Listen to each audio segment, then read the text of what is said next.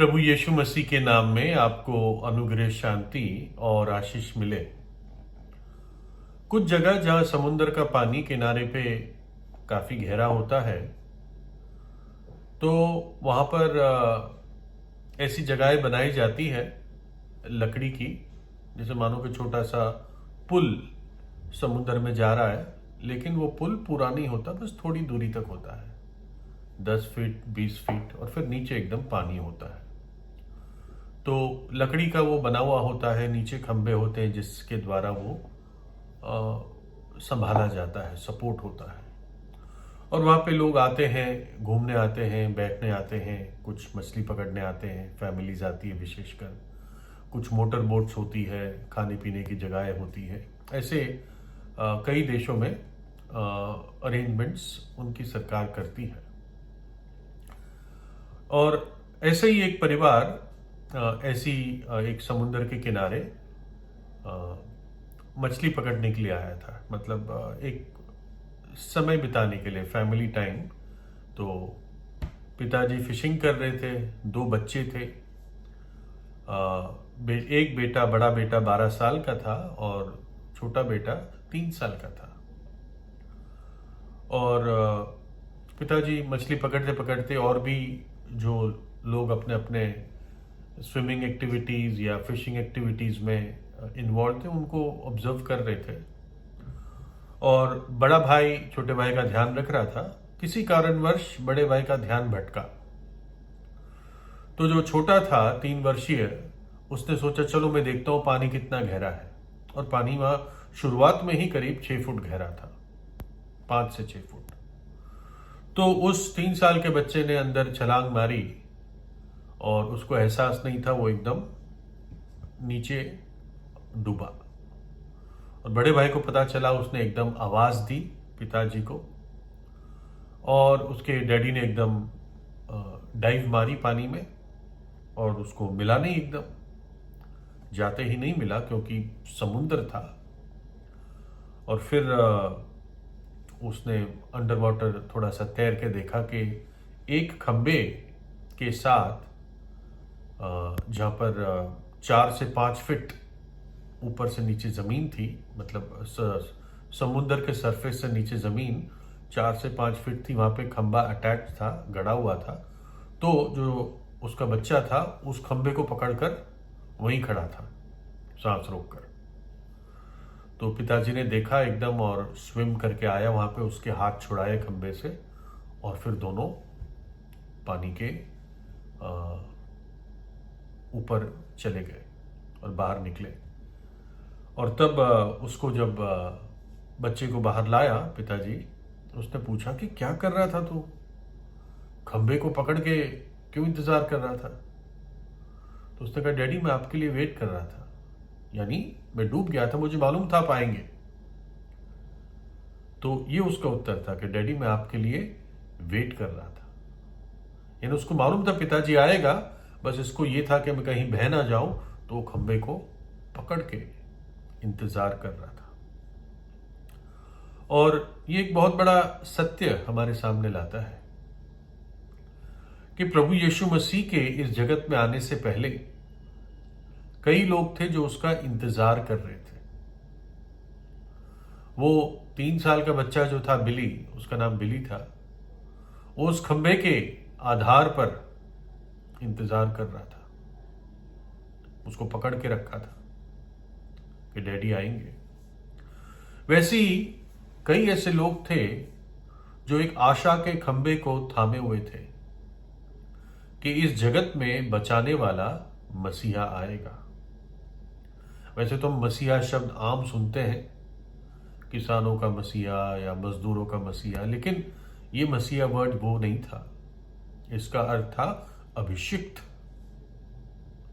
वो अभिषिक्त जो इस दुनिया में आने वाला था, जगत का उद्धार करता। तो उसके लिए लोग इंतजार कर रहे थे। पवित्र शास्त्र में सैकड़ों वर्ष पहले प्रभु यीशु मसीह की भविष्यवाणी थी। तो जब प्रभु यीशु मसीह ने इस जगत में जन्म लिया एक कुंवारी के द्वारा, तो जो उस समय की प्रथा थी उसको पूरा करने के लिए प्रभु यीशु के माता पिता, कहने के लिए माता पिता, क्योंकि वो कुंवारी के जरिए जन्म हुआ था, उस बालक को मंदिर में ले गए। और मंदिर में एक व्यक्ति था जिसका नाम शिमौन था। वो इस दिन का इंतजार कर रहा था। उसको परमेश्वर के आत्मा ने प्रकट किया था कि तू जन्मे हुए उद्धारकर्ता को देखेगा। और घटना क्या है, मैं आपको पढ़ के सुनाता हूं। और देखो, यरूशलेम में शमौन नाम एक मनुष्य था, और वो मनुष्य धर्मी और भक्त था, और इज़राइल की शांति की बाट जो रहा था, और पवित्र आत्मा उस पर था। और पवित्र आत्मा ने उसको चेतावनी हुई थी कि जब तक तू प्रभु के मसीह को देख ना लेगा, तब तक मृत्यु को ना देखेगा। और वह आत्मा के सिखाने से मंदिर में आया, और जब माता पिता उस बालक यीशु को भीतर लाए कि उसके लिए व्यवस्था की रीति के अनुसार करे, तो उसने उसे अपनी गोद में लिया और परमेश्वर का धन्यवाद करके कहा, हे प्रभु, अब तू अपने दास को अपने वचन के अनुसार शांति से विदा कर, क्योंकि मेरी आंखों ने तेरे उद्धार को देख लिया है, जिसे तूने सब देशों के लोगों के सामने तैयार किया है, कि वह अन्य जातियों को प्रकाश देने के लिए ज्योति और तेरे निज लोग इज़राइल की महिमा हो। तो शिमौन प्रभु यीशु जब बालक था उसको अपने हाथ में लिया और उसने कहा, हे परमेश्वर, मैं तेरा धन्यवाद करता हूं, अब मेरी आंखों ने तेरे उद्धार को देख लिया है। क्योंकि उसने जगत के उद्धारकर्ता को अब अपनी आंखों से देखा। परमेश्वर ने उसको कहा था कि जब तक तू जगत के उद्धारकर्ता को नहीं देखेगा तब तक तू नहीं मरेगा। इसलिए वो कह रहा है, प्रभु, अब मुझे शांति से इस जगत से जाने दे, क्योंकि मैंने उद्धारकर्ता को, मुक्तिदाता को, छुड़ाने वाले को, सच्चे और जीवित परमेश्वर जो मनुष्य बनकर आया, मैंने अपनी आंखों से उसको देख लिया है। और उसके आने का तात्पर्य क्या था वो शिमौन बताता है कि अन्य जातियों को प्रकाश दे, सब देशों को वो प्रकाश दे, ना केवल इज़राइल के लोगों को जहां पर वो जन्मा, परंतु सब देशों को सच्चे और जीवित परमेश्वर का प्रकाश और उसके उद्धार का ज्ञान दे और उद्धार के लिए रास्ता तैयार करे। एक सवाल आता है कि क्यों इज़राइल में क्यों पैदा हुआ जब वो जगत का उद्धार करता है? पूरब में या पश्चिम में क्यों नहीं पैदा हुआ? अगर देखा जाए और अगर मान सकते हैं, तो मेरी सोच यह है कि इज़राइल दुनिया के बीच में है। अगर दुनिया के सारी भूमियों का वजन किया जाए तो पता चलेगा कि इज़राइल सबसे बीच में आता है।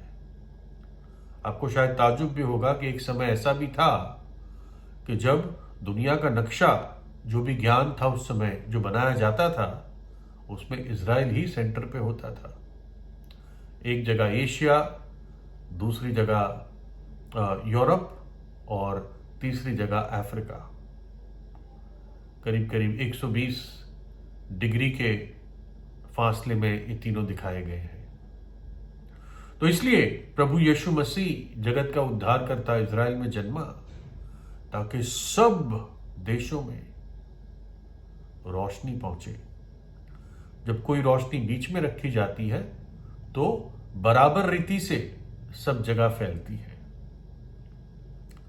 और प्रभु यीशु ऐसे अंधकार से भरे हुए, उदास और पाप से भरे हुए जगत में छलांग मारकर आ गया, मनुष्य का रूप धारण करके आया हमें बचाने के लिए,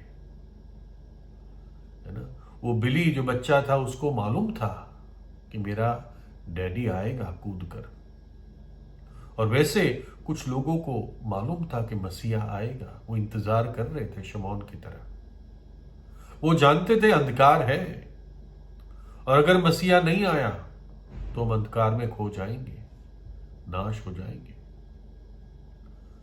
और वचन देहधारी हुआ, प्रभु यीशु मसीह देहधारी हुआ और अनुग्रह और सच्चाई से परिपूर्ण होकर हमारे बीच में डेरा किया, और हमने उसकी महिमा देखी।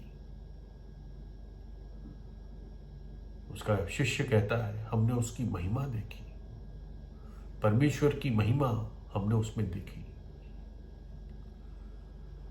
आपने चाहे उसके लिए इंतजार किया हो या ना किया हो,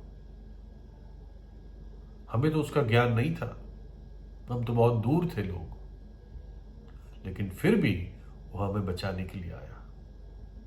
हमारे पास तो कोई आशा भी नहीं थी, ईश्वर रहित, आशा रहित संसार में थे, लेकिन फिर भी वो हमें बचाने के लिए इस जगत में, इस पाप भरे सागर में और संसार में उतर गया। परमेश्वर देहधारी हुआ। भक्ति का भेद बड़ा गंभीर है, ईश्वर शरीर में प्रकट हुआ, एक कुंवारी के जरिए जन्म लिया, पवित्र जीवन बिताया, संपूर्ण रीति से पवित्र जीवन बिताया, आत्मा में, शरीर में, मस्तिष्क में, विचारों में पवित्र जीवन बिताया। क्यों बिता पाया? क्योंकि कुंवारी से जन्मा था। और आखिर में कलवरी के क्रूस पर हमारे पापों के लिए बलिदान दे दिया, बलिदान बन गया। जैसे एक मेमना वध किया जाता है, प्रभु यीशु मसीह जगत के पापों के लिए कलवरी क्रूस पर वध हो गया, आपके पापों के लिए दुख उठाया, अपना लहू बहा दिया, अपना प्राण दे दिया और मृतकों में से तीसरे दिन जी उठा। अब एक मन फिराने वाले पापी को आशा है, एक पश्चाताप करने वाले पापी को आशा है, अगर वो विश्वास करता है प्रभु यीशु पर और उसके बलिदान पर, तो वचन बताता है प्रभु यीशु का लहू हमें सब पापों से शुद्ध करता है। निश्चित रूप से वो उनके लिए आया जो उसका इंतजार कर रहे थे, लेकिन हमारे लिए भी जो उसको जानते भी नहीं थे। मैं नहीं जानता था कि मेरा सृष्टिकर्ता प्रभु यीशु है, मैं नहीं जानता था कि सच्चा और जीवित परमेश्वर प्रभु यीशु है, लेकिन अब मैं प्रभु का धन्यवाद देता हूं कि मैं इस बात को जान पाया हूं, और कैसे वो जगत के पापों को अपने ऊपर उठाने के लिए धरती पर आ गया था। जो इंतजार कर रहे थे उनके लिए, और जो इंतजार नहीं कर रहे थे उनके लिए भी उसने अपना बलिदान दिया। तो परमेश्वर के इस प्रेम को नजरअंदाज ना करें। आपका सृष्टि करता है इसलिए आपसे प्रेम करता है। आपका सृष्टि करता है, अपनी समानता में आपको बनाया है, इसलिए नहीं चाहता है कि आप या कोई भी मनुष्य नरक के दंड में हमेशा हमेशा हमेशा के लिए पीड़ा में पड़ा रहे, उस व्यक्ति की आत्मा। इसलिए आज अपने पापों से पश्चाताप कीजिए और प्रभु यीशु पर विश्वास कीजिए। प्रभु यीशु को अपने हृदय में बुलाएं। प्रभु यीशु आपको आशीष दे।